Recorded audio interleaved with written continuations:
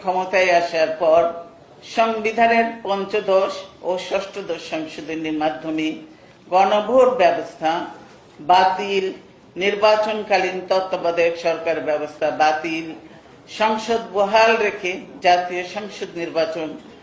অনুষ্ঠানের বিধান প্রবর্তন, সংবিধানের কিছু বিষয় সংযোজন, পরিবর্তন, প্রতিস্থাপন, রহিতকরণ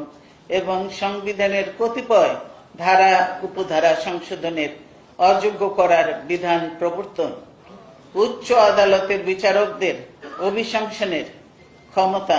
জাতীয় সংসদের উপর ন্যস্তকরণের বিধান সহ কয়েকটি অগণতান্ত্রিক বিধান প্রণয়ন করেছে।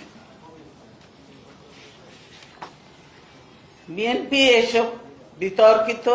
ও অগণতান্ত্রিক বিধানাবলী পর্যালোচনা ও পুনঃ পরীক্ষা করে প্রয়োজনীয় সাংবিধানিক সংস্কার করবে।